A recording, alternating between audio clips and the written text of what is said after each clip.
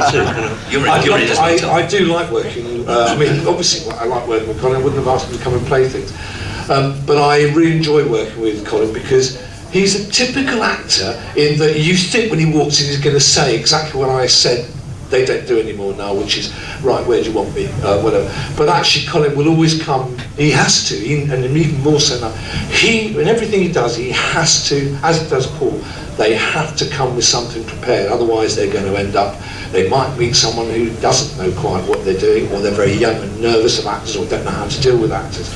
I do now, because I've been at it for a long time, but when I first started, I was terrified of telling an actor, imagine directing Derek Jacobi, especially when I was 35 or 36, I'd have been terrified and completely in his hands. Now, when I was, like the year before last, when I did work with Derek, I'm a much older guy, I've had a lot of experience, so I know how to be able to be in his presence and talk with him, but I'm still in awe of Derek.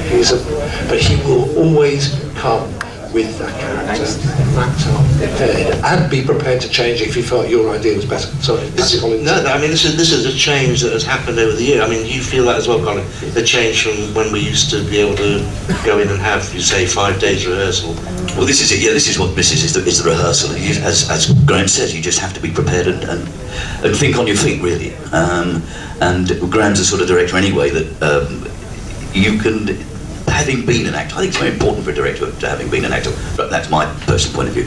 And he understands, you know, if Graeme says, I want you to move to the right, and I can say to Graeme, well no, because if I move to the right, then when I come where I've got to go up the stairs, it makes it awkward for me. Oh yeah, that's right, Gov, okay, yeah, do what you want to do. You can actually do things like that, but those sort of days are sort of really getting far and few, because you don't have the rehearsal time.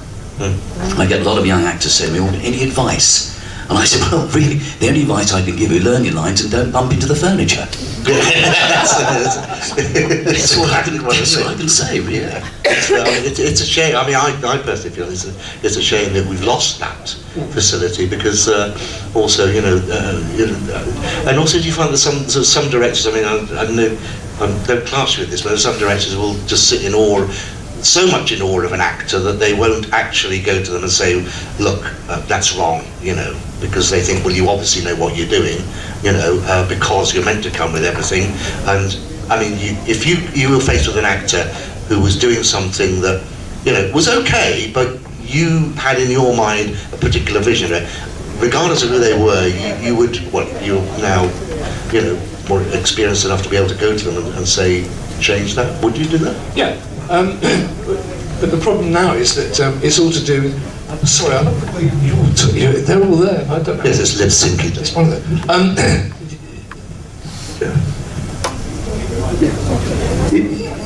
Yes, I would. The problem you have now is that there's so little time. I'm just thinking of suddenly. I was thinking of David Tennant. David Tennant learns 3 pages of dialogue. He will have a 3-page speech, and he would. And any actor would do this, but David. Was the first one I've actually experienced regularly on in every episode. He would have 2 or 3 pages of diatribe he has to get over, and so he would speak it very fast. He had the fantastic ability to speak, I think, quite clearly or very clearly at speed. Now with David, what happens is if you say to him, look, I love what you're doing, but I would love, could you put some vex into it on this line, could you be seeing, and suddenly you see red, and then you put it back. Normally he'd say, he would always query something, sure, because I've been there, done that, so, are you really sure, Graeme? And I'd say, I'd just like to see, he said, because I've got a feeling it will work. He will always, and most actors will do this, they'll always try it. They'll always have a go. David always had a go. He didn't fight. He would balk about it. Are you sure? If he felt uncomfortable with the idea. But he always tried it. And sometimes he would say, do you know, you're right, that's wonderful. And sometimes he'd say, what a pile of rubbish that is. And we'd say, you're right, Gov, and we'd stay exactly as we were before, and he was right and I was wrong. The problem is that at 5 minutes to 10, there was one scene we did in 42. It's the most important scene of his life where he's dying. He's on the floor dying, and the cue has to be, or whatever. And he had this 2 pages of dialogue of dying and talking his heart out. Help me, I need this, get that, whatever. And he's dying.